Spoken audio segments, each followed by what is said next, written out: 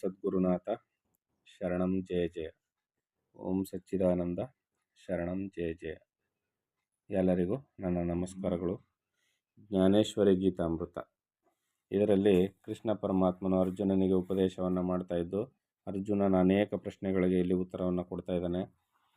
ಪ್ರಕೃತಿ ಪುರುಷ ಅಂತ ಇಲ್ಲಿ ಭೇದವಾಗಿ ಕಾಣಿಸ್ಕೊಳ್ತದೆ. ಮೂಲ ಮಾಯೆಯ ಸಹವಾಸದಿಂದಾಗಿ ಈ ಭೂತಯಜ್ಞಗಳು ಅಂದರೆ ಭೂತಗಳ ಸಂಗಮದಿಂದ, ಪಂಚಭೂತಗಳ ಸಂಗಮದಿಂದ ಜಗತ್ತು ವಿಸ್ತಾರವಾಗಿರ್ತದೆ.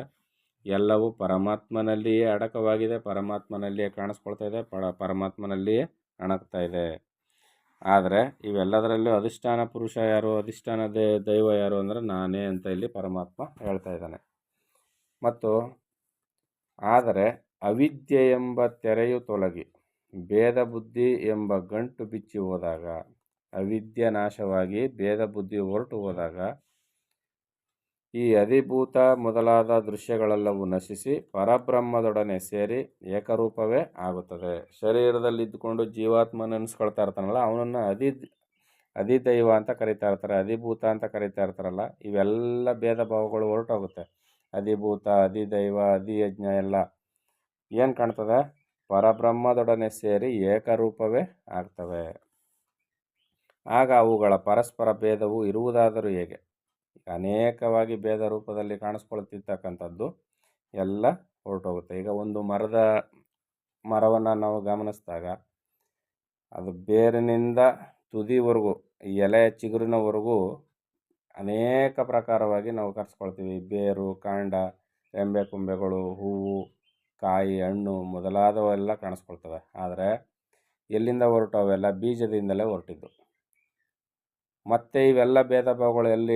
ಬೀಜದಲ್ಲಿ ಅಡಕವಾಗ್ತವೆ. ಮತ್ತು ಈಗೆಲ್ಲ ಏನಾಯಿತು? ಬೀಜ ರೂಪವೇ ಆಗಿ ತೋರ್ತದೆ.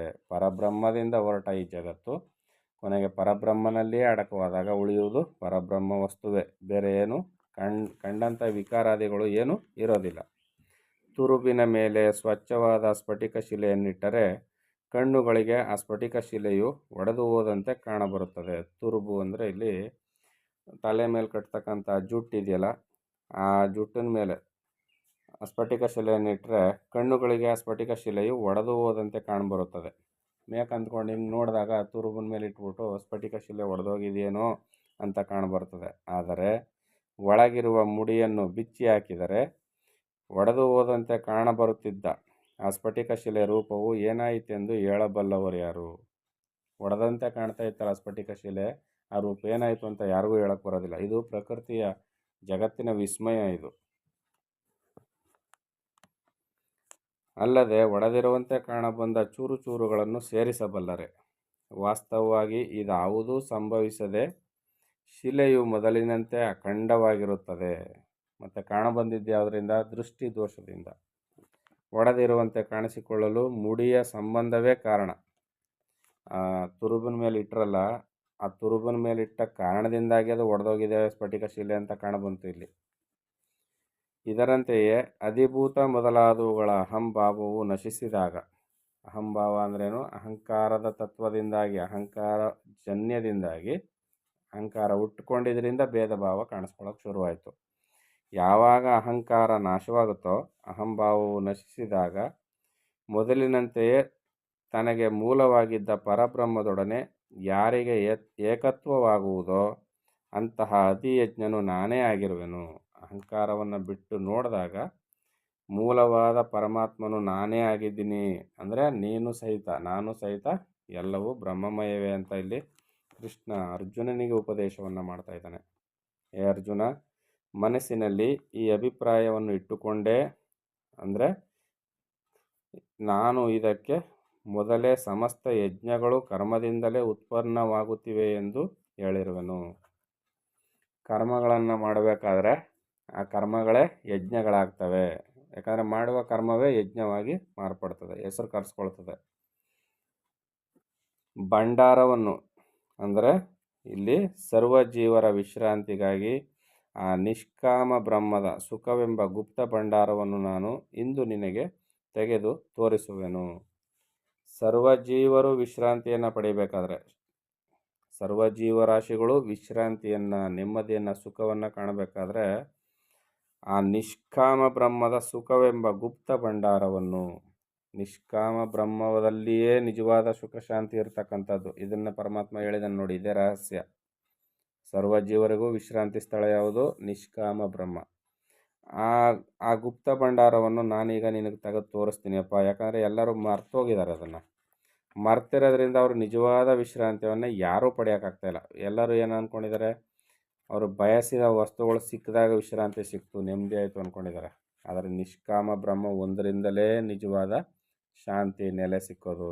ಆ ಭಂಡಾರವನ್ನು ನಾನು ನಿನಗೆ ಈಗ ತೆಗೆದು ತೋರಿಸ್ತೀನಿ ಅಂತ ಹೇಳಿ, ಮೊದಲು ವೈರಾಗ್ಯವೆಂಬ ಕಟ್ಟಿಗೆಗಳನ್ನು ಚೆನ್ನಾಗಿ ಅಂಟಿಸಿ.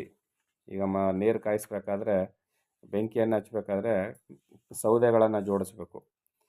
ಇಲ್ಲಿ ಸೌದೆಗಳು ಯಾವುದಪ್ಪ ಅಂದರೆ, ಕಟ್ಟಿಗೆ ಯಾವುದಪ್ಪ ಅಂದರೆ ವೈರಾಗ್ಯ. ವೈರಾಗ್ಯವೆಂಬ ಕಟ್ಟಿಗೆಗಳನ್ನು ಚೆನ್ನಾಗಿ ಅಂಟಿಸಿ ಇಂದ್ರಿಯಗಳೆಂಬ ಅಗ್ನಿಯನ್ನು ಪ್ರಜ್ವಲನ ಮಾಡಿ. ವೈರಾಗ್ಯ ಬುದ್ಧಿ ತಾನಾಗಿ ಬರಬೇಕು. ವೈರಾಗ್ಯ ಅಂದ್ರೂ ಇಂದ್ರಿಯಗಳ ಮುಖಾಂತರ ವಿಷಯ ವಸ್ತುಗಳ ಸುಖಭೋಗಗಳನ್ನ ಅನುಭವಿಸ್ತೀವಲ್ಲ ಪ್ರಪಂಚದಲ್ಲಿ, ಅವುಗಳ ಮೇಲಿನ ಆ ವಾಸನೆಯನ್ನು, ಆ ಸುಖಭೋಗದ ಇಚ್ಛೆಯನ್ನು ಕಳೆದುಕೊಳ್ಳೋದು.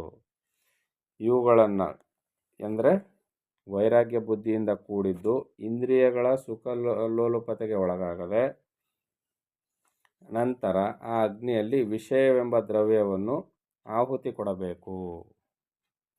ಇಂದ್ರಿಯಗಳ ಮುಖಾಂತರ ವಿಷಯ ವಸ್ತುಗಳನ್ನ ಅನುಭವಿಸ್ಬೇಕು ಅನ್ನೋ ಇಚ್ಛೆ ಇರ್ತದಲ್ಲ, ಅದನ್ನು ಆಹುತಿ ಕೊಡಬೇಕು. ಅಂದರೆ ಆ ಇಚ್ಛೆಯನ್ನು ಬಿಟ್ಟು ಬಿಡಬೇಕು. ಪುನಃ ಭೂಮಿಯನ್ನು ಶುದ್ಧ ಮಾಡಿ ವಜ್ರಾಸನದ ಮೇಲೆ ಈ ಶರೀರವೆಂಬ ಮಂಟಪದಲ್ಲಿ ಮೂಲಬಂಧವೆಂಬ ಮುದ್ರೆಯಿಂದ ಯಜ್ಞ ವೇದಿಕೆಯನ್ನು ತಯಾರಿಸಬೇಕು. ಇಲ್ಲಿ ಕುಂಭಕ ಪ್ರಾಣಾಯಾಮವನ್ನು ಮಾಡುವ ಒಂದು ಸ್ಥಿತಿಯನ್ನು ಇಲ್ಲಿ ವಿವರಣೆ ಕೊಡ್ತಾ ಇದ್ದಾನೆ ಕೃಷ್ಣ ಪರಮಾತ್ಮ. ಈ ಪ್ರಕಾರ ಸಿದ್ಧವಾದ ಮೇಲೆ ಇಂದ್ರಿಯ ನಿಗ್ರಹವೆಂಬ ಕುಂಡದಲ್ಲಿ ಯೋಗ ಮಂತ್ರವನ್ನು ಘೋಷಿಸುತ್ತಾ ತಕ್ಕ ರೀತಿಯಲ್ಲಿ ಇಂದ್ರಿಯ ದ್ರವ್ಯಗಳನ್ನು ಅರ್ಪಿಸಬೇಕು. ಈಗ ಒಂದು ಭದ್ರವಾದ ಸ್ಥಿರವಾದ ಆಸನವನ್ನು ಹಾಕಿ ಕುಳಿತುಕೊಂಡು ಇಂದ್ರಿಯಗಳನ್ನು ಇದರಲ್ಲಿ ಆ ಯೋಗಾಗ್ನಿಯಲ್ಲಿ ಹಾಕಬೇಕು. ಅನಂತರ ಮನಸ್ಸು ಪ್ರಾಣವಾಯುಗಳ ನಿಗ್ರಹವನ್ನೇ ಈ ಯಜ್ಞ ವಿಧಾನದ ಸಮಾರಂಭವೆಂದು ಭಾವಿಸಿ ನಿರ್ಮಲ ಜ್ಞಾನವೆಂಬ ಅಗ್ನಿಯನ್ನು ಸಂತುಷ್ಟಿಪಡಿಸಬೇಕು. ಈಗ ಒಂದು ಬೆಂಕಿ ಉರಿತಾ ಇರ್ತದೆ, ಅದು ಸಂತುಷ್ಟಿ ಆಗ್ಬೇಕಾದ್ರೆ ಏನು ಮಾಡಬೇಕು? ಅದಕ್ಕೆ ವಸ್ತುಗಳನ್ನ ಹಾಕಿ ಸುಡಬೇಕು. ಇಲ್ಲಿಯೂ ನಿರ್ಮಲ ಜ್ಞಾನವೆಂಬ ಅಗ್ನಿಯನ್ನು ಸಂತುಷ್ಟಪಡಿಸ್ಬೇಕಾದ್ರೆ ಏನು ಮಾಡಬೇಕು? ಇಂದ್ರಿಯ ಭೋಗ ಸುಖಾದಿಗಳನ್ನೆಲ್ಲ ಅದರಲ್ಲಿ ಹಾಕಬೇಕು. ಈ ಪ್ರಕಾರ ಜ್ಞಾನವೆಂಬ ಅಗ್ನಿಯಲ್ಲಿ ಸರ್ವವನ್ನು ಅರ್ಪಿಸಿದಾಗ ಜ್ಞಾನವು ಜ್ಞೇಯ ವಸ್ತುವಿನಲ್ಲಿ ಲೀನವಾಗುತ್ತದೆ. ಜ್ಞಾನ ಅಂತಕ್ಕಂಥದ್ದು ಜ್ಞೇಯ ವಸ್ತುವಿನಲ್ಲಿ, ಶರೀರದಲ್ಲಿರ್ತಕ್ಕಂಥ ಅಧಿದೈವದಲ್ಲಿ ಲೀನವಾಗುತ್ತದೆ. ಆಗ ಕೇವಲ ಉಳಿಯಲ್ಪಟ್ಟ ಜ್ಞೇಯ ಸ್ವರೂಪವನ್ನೇ ಅಧಿಯಜ್ಞ ಎನ್ನುವರು. ಜ್ಞಾನವು ಮೂಲ ಪುರುಷನಲ್ಲಿ ಸೇರಿಕೊಳ್ತದೆ. ಇದನ್ನೇ ಅಧಿಯಜ್ಞ ಅಂತ ಕರೀತಾರೆ. ಸರ್ವಜ್ಞನಾದ ಶ್ರೀಕೃಷ್ಣನು ಈ ರೀತಿ ಹೇಳಿದ ವಿಷಯಗಳೆಲ್ಲವೂ ತಕ್ಷಣದಲ್ಲಿಯೇ ಬುದ್ಧಿವಂತನಾದ ಅರ್ಜುನನಿಗೆ ಮನದಟ್ಟಾಯಿತು. ಯಾಕಂದರೆ ಅರ್ಜುನ ಯೋಗ ಸಾಧನೆಯನ್ನು ಮಾಡಿ ಈ ವಿಚಾರಗಳನ್ನೆಲ್ಲ ಚೆನ್ನಾಗಿ ತಿಳ್ಕೊಂಡಿದ್ದ. ಕೃಷ್ಣ ಹೇಳುವಾಗ ಎಲ್ಲ ಆತನಿಗೆ ಅರ್ಥ ಆಯಿತು. ಈಗ ಮುಂದುವರೆದು ಅನಂತರ ಶ್ರೀಕೃಷ್ಣನು, ಹೇ ಪಾರ್ಥ, ನಾನು ಹೇಳಿದೆಲ್ಲವೂ ಚೆನ್ನಾಗಿ ತಿಳಿಯಿತೆ ಎನ್ನಲು ಅರ್ಜುನನು ತನ್ನನ್ನು ಪರಮಧನ್ಯನೆಂದು ಭಾವಿಸಿದನು. ಪರಮಾತ್ಮನೇ ಹೇಳಿದ್ರಿಂದ ಅರ್ಜುನ ಪರಮಧನ್ಯನೇ. ಬಾಲಕನ ತೃಪ್ತಿಯನ್ನು ನೋಡಿದ ತಾಯಿಯು ತೃಪ್ತಳಾಗುವಂತೆ, ತಾಯಿ ಮಗುವಿಗೆ ಹಾಲು ಕುಡಿಸ್ತಾಳೆ. ಹಾಲು ಕುಡಿಸೋವರೆಗೂ ಒಂದೇ ಆತರದಲ್ಲಿದ್ದ ಮಗು ಹಾಲು ಕುಡಿದು ಹೊಟ್ಟೆ ತುಂಬ್ತಾ ಇದ್ದಂಗೆ ಅದು ಕುಡಿಯೋ ಸ್ಟೈಲ್ ಬೇರೆ ಮಾಡುತ್ತೆ. ಸ್ವಲ್ಪ ತಾಯಿ ಎದೆ ತೋಟನ ಕಚ್ಕೊಳ್ಳೋದು, ಚಿಪ್ ಬಿಡೋದು, ಬಿಟ್ಬಿಟ್ಟು ಸುಮ್ಮನೆ ಏನೇನೋ ಚೇಷ್ಟೆಗಳನ್ನ ಮಾಡ್ತಾ ಇರ್ತಾರೆ. ಅಂದರೆ ನೆಟ್ಗೆ ಹಾಲು ಕುಡಿಯೋದಿಲ್ಲ ಆಗೋದು. ಆಗ ಗೊತ್ತಾಗುತ್ತೆ ತಾಯಿಗೆ, ಇದಕ್ಕೆ ಹೊಟ್ಟೆ ತುಂಬಿದೆ ಅಂತ. ಆಗ ಆ ಮಗುವನ್ನು ಅವಳು ಆಟ ಆಡಲಿಕ್ಕೆ ಅಂತ ಬಿಟ್ಬಿಡ್ತಾಳೆ. ಈ ರೀತಿಯಲ್ಲಿ ಬಾಲಕನ ತೃಪ್ತಿಯನ್ನು ನೋಡಿದ ತಾಯಿಯು ತೃಪ್ತಳಾಗುವಂತೆ ಶಿಷ್ಯನ ತೃಪ್ತಿಯನ್ನು ನೋಡಿದ ಗುರುವು ಸಹ ತೃಪ್ತನಾಗುವನು. ಇದರ ಅನುಭವವು ತಾಯಿ ಇಲ್ಲವೇ ಗುರುವಿಗೆ ಮಾತ್ರ ಉಂಟಾಗುವುದಲ್ಲದೆ ಅನ್ಯರಿಗೆ ಊಹಿಸುವುದಕ್ಕೂ ಸಹ ಸಾಧ್ಯವಾಗುವುದಿಲ್ಲ. ಅದನ್ನೇ ಇಲ್ಲಿ ಹೇಳ್ತಾ ಇರೋದು. ತೃಪ್ತಿಯನ್ನು ಪಡೆದಂಥ, ಸ್ತನ್ಯಪಾನವನ್ನು ಮಾಡಿದ ತೃಪ್ತಿಗೊಂಡಂಥ ಮಗುವಿನ ಸ್ಥಿತಿ ತಾಯಿಗೆ ಮಾತ್ರ ಅರ್ಥ ಆಗುತ್ತೆ. ಇಲ್ಲಿಯೂ ಸಹ ಗುರುವಿನ ಉಪದೇಶವನ್ನು ಕೇಳಿ ಶಿಷ್ಯ ತೃಪ್ತನಾದ ಅನ್ನೋದು ಗುರುವಿಗೆ ಮಾತ್ರ ಗೊತ್ತಾಗುತ್ತೆ, ಮತ್ತು ಯಾರಿಗೂ ಗೊತ್ತಾಗೋದಿಲ್ಲ. ಆಗ ಅರ್ಜುನನ ಶರೀರದಲ್ಲಿ ಸಾತ್ವಿಕ ಭಾವದ ಅಲೆಗಳು ಉಂಟಾಗುವ ಮೊದಲೇ ಸ್ವಯಂ ಶ್ರೀಕೃಷ್ಣನ ಶರೀರದಲ್ಲಿ ಸಾತ್ವಿಕವೆಂಬ ಅಲೆಗಳು ಉದಯಿಸಿದವು. ಅವು ಯಾರಿಂದಲೂ ತಡೆಯದಷ್ಟು ಪ್ರಬಲವಾಗಿದ್ದರೂ ಶ್ರೀಕೃಷ್ಣನು ಯಾವುದೋ ಒಂದು ಪ್ರಕಾರವಾಗಿ ತನ್ನ ಬುದ್ಧಿಯಿಂದ ಪೂರ್ಣತ್ವವನ್ನು ಪಡೆದು ಸುಗಂಧಕ್ಕೂ ಪರಮಶೀಲತೆಗೂ ಸಮಾನವಾದ ಮೃದು ಮಧುರವಾದ ವಚನಗಳನ್ನು ಹೇಳಲಾರಂಭಿಸಿದನು. ಹೇ ಅರ್ಜುನ, ಈ ಪ್ರಕಾರವಾಗಿ ಮಾಯೆ ಎಂಬ ಕಟ್ಟಿಗೆಯನ್ನು ಸುಟ್ಟು ಹಾಕಿದ ಮೇಲೆ ಅದನ್ನು ದಹಿಸಿದಂತಹ ಜ್ಞಾನವೂ ಸಹ ಸುಟ್ಟು ಬೂದಿಯಾಗುವುದು.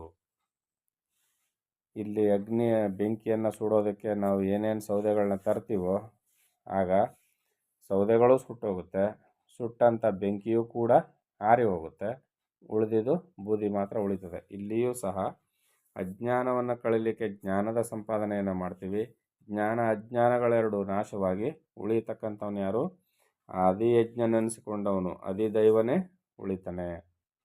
ಅಂದರೆ ಇಲ್ಲಿ ಏನೂ ಅಲ್ಲದೆ ಕೇವಲ ಪರಮಾತ್ಮನೇ ನಾನು ಅನ್ನುವುದನ್ನು ತೋರ್ಸೋಕ್ಕೋಸ್ಕರ ಪರಮಾತ್ಮನಿಂದಲೇ ಉದಿತವಾದ ಜಗತ್ತು, ಪರಮಾತ್ಮನಿಂದಲೇ ಉದಿತವಾದ ಮಾಯೆ, ಅವುಗಳನ್ನೆಲ್ಲ ಕಳ್ಕೊಂಡ್ರೆ ತಿರ್ಗಾ ಮತ್ತೆ ಪರಮಾತ್ಮನೇ ತಾನಾಗಿರ್ತಕ್ಕಂಥ ಸ್ಥಿತಿ. ಇದನ್ನು ತೋರಿಸ್ಕೊಡೋದಕ್ಕೋಸ್ಕರ ಇಷ್ಟೆಲ್ಲ ಬರ್ತವೆ ಮತ್ತು ಹೊರಟೋಗ್ತವೆ. ಇದನ್ನು ಇಲ್ಲಿ ಕೃಷ್ಣ ಪರಮಾತ್ಮನು ಹೇಳ್ತಾ ಇದ್ದಾನೆ. ಮುಂದುವರೆದು ಏನು ಹೇಳ್ತಾನೆ ಅಂತ ಮುಂದಿನ ಆಡಿಯೋದಲ್ಲಿ ನೋಡೋಣ. ಎಲ್ಲರಿಗೂ ಒಳ್ಳೆಯದಾಗಲಿ. ಓಂ ಸದ್ಗುರುನಾಥ ಶರಣಂ ಜಯ ಜಯ. ಓಂ ಸಚ್ಚಿದಾನಂದ ಶರಣಂ ಜಯ ಜಯ. ಹರಿ ಓಂ ತತ್ಸತ್. ಹರಿ ಓಂ ತತ್ಸತ್. ಹರಿ ಓಂ ತತ್ಸತ್.